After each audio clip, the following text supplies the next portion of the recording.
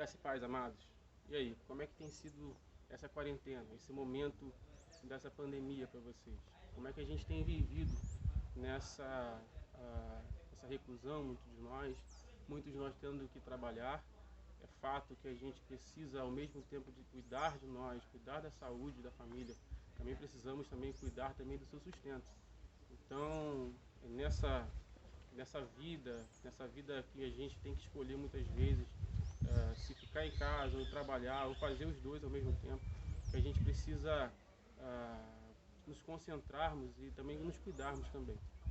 Nesse contexto, eu queria compartilhar com vocês um texto que está lá em Lamentações, no capítulo 3. No início desse capítulo, a gente começa a perceber que o autor ele fala de uma aflição. Ele percebe essa aflição no momento em que ele começa a viver no cativeiro babilônico. E aí é bom a gente ressaltar que a vida do povo de Israel era no cativeiro babilônico, porque eles foram levados para lá. E aí o autor começa a falar dessa aflição que ele sente no próprio corpo.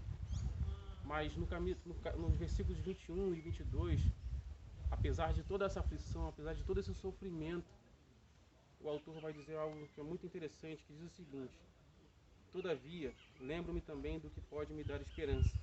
Graças ao grande amor do Senhor é que não somos consumidos, pois as suas misericórdias são inesgotáveis.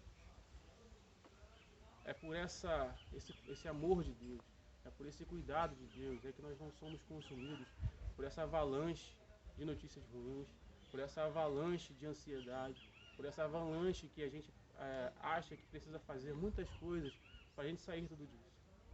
Não depende de nós, o que depende de nós é o nosso cuidado.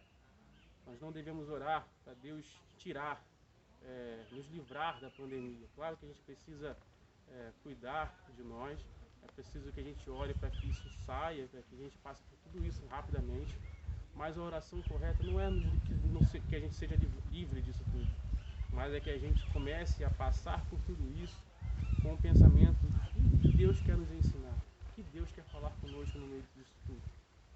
No meio dessa pandemia, no meio desse contexto, a gente precisa entender o que Deus quer fazer conosco. É que a gente precise confiar nele ainda mais, confiar no seu braço, confiar no seu amor, confiar no seu cuidado. É preciso também que a gente possa olhar para o presente e para o futuro com a esperança que nós confiamos em Deus. Apesar disso tudo se tornar às vezes turvo no nosso olhar, às vezes tornar a nossa visão que a gente não consegue enxergar muita esperança no presente nem no futuro. Mas eu preciso que a gente, baseado nesse texto aqui, olhar para o nosso presente com a esperança daquele que pode nos apresentar um futuro melhor de esperança. É preciso que a gente deposite ainda mais toda a nossa confiança no Senhor Jesus. É preciso que a gente deposite ainda mais a nossa mente e o nosso coração no Senhor Jesus. É com isso que eu quero compartilhar com vocês essa palavra. Graça e paz, meu amado.